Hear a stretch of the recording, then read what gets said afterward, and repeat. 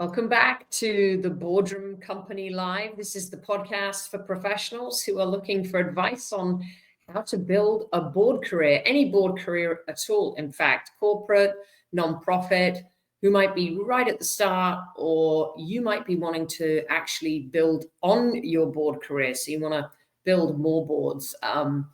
So I don't know if everybody knows this, but I'm actually in the process of writing a book. I'm co-authoring it with Marlo Lyons, who is an executive coach, and it's going to be a book on how to build a board career. And one of the sections of the book I want to just talk about live here on the podcast, because I think it's important and it's something I've noticed people do a lot.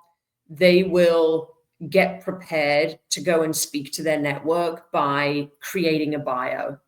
And this is fine. I think a bio is important, but what they fail to do is prepare for the questions that they're going to get asked. And today I'm going to go through just a 10-minute here. I'm just going to go through what are the types of questions that you're going to get asked when you start talking to your network about, hey, I'm looking to join a board. So the first one and the biggest one, and you all need to prepare for this, is the question, why do you want to be on a board? Okay. And the answer needs to be around something to do with why it's valuable for them, why it's valuable to you, why this is a start. This is the time in your life that you want to do this. You have the time to commit. You should also think about including some information about your experience that kind of leads to why you would want to be on a board. So for example, I really enjoy my advisory roles that I'm doing, right? Or I'm on a strategic advisory board and I'm really enjoying this. I would like to take it a step further and formalize it and become a fiduciary board member. Why do you want to be on a board? What you should never say, and I have heard this because I ask people the question a lot, is I want to get paid for the board work that I do. I'm on a lot of nonprofit boards and I want to be paid now. That's a terrible motivation. I also hear, I've heard it's good. I heard you make lots of money. Also a terrible answer. So by the way, those may be legitimate things in your mind. I mean, we all like to get paid for the board work or for any kind of advisory work that we do. I get that. But that is not going to impress the person that you're speaking to. So my advice would be hold off on saying any of that. And think about, why do you want to be on a board? Now, let's unpack this question, because it's actually, you should then take it a step further.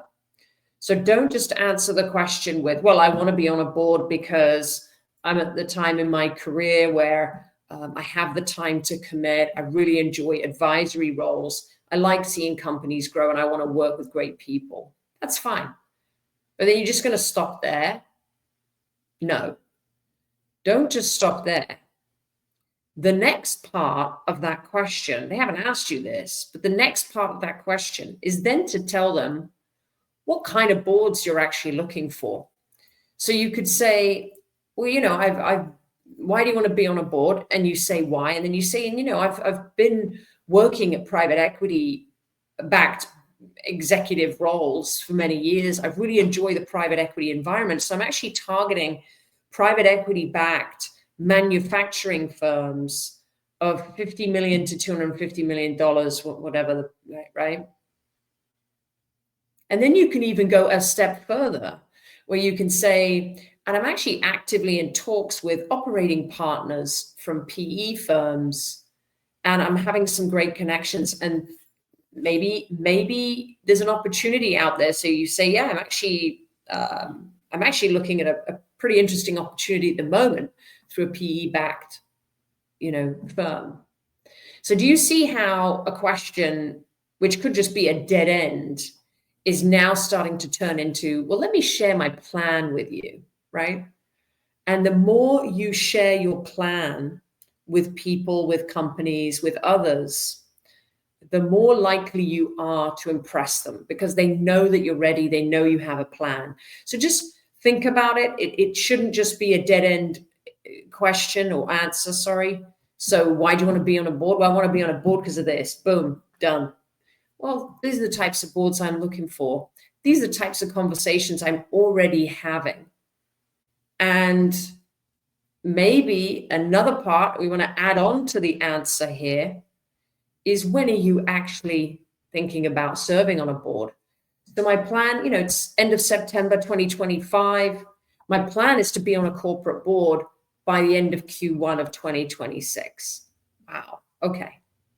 So from a very basic question of why do you want to be on a board, which could have been a very poor answer, has now turned into, I have a really, really legitimate reason for wanting to be on a board, and it's all about the company. It's not about me and my personal gain and my ego.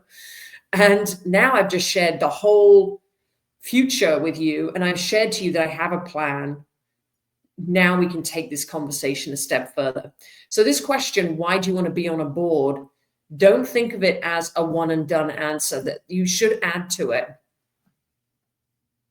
Now, what I talk about in my program a lot is telling as many people as possible about your desire to be on a board. And if, let's say, you were in a meeting and someone said, oh, so you want to be on a board, that's great. So yeah, I hear this a lot. Well, yeah, what's your plan? What's your plan to be on a board?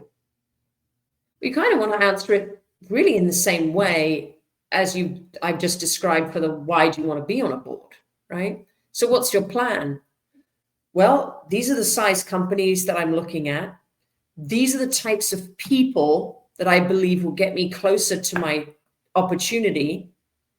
And this is my time frame. Okay, what that does, and the other reason why giving people a time frame, giving people a location and a destination helps trigger their memory to know, okay, who can I introduce them to? It's like, imagine I said, hey, do you know anyone who likes to eat? And then if I said, hey, do you know anyone who likes pizza? And you go, oh, yeah, I have a friend who likes pizza. I actually can think of 3 people I know who really like pizza, right? But when you say, do you know anyone who likes to eat? There was no one who came to mind, right? So the more specific you get, the easier it is for that person to then say, I know someone, or I know a space that you should be in that is going to put you in the right location. And that's really all you need from these conversations with people. You don't need to, you don't need a board opportunity to miraculously appear. That would be great, but that doesn't always happen. Sometimes all you need is a referral. You need someone to say, this person would make an amazing board director. You should speak to them. And then it goes from there. So why do you want to be on a board? What's your plan to be on a board? You must rehearse these answers. You must be very, very clear on what your answers are, because these questions are going to come up.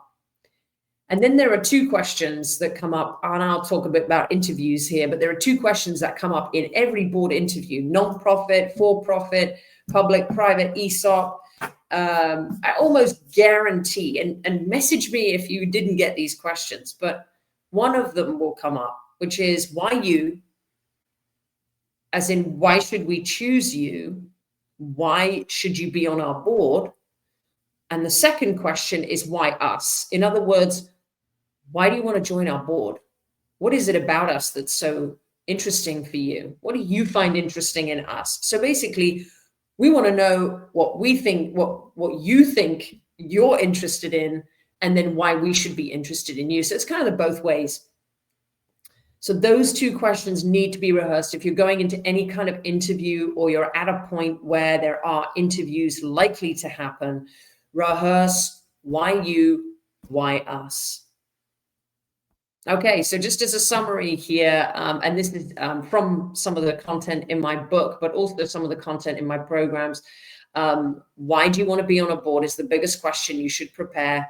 What's your plan? Sort of the same, but slightly differently worded. And then interview questions. Why you? Why us? rehearse those questions. And if you need help rehearsing those questions, or you'd like to take a session with me, go to my website. There's a contact page, and you can actually book in with me for a 15-minute call. Okay, well, I'd like to thank you all for listening to the Boardroom Live, the podcast for professionals who are looking for advice on how to build their board career.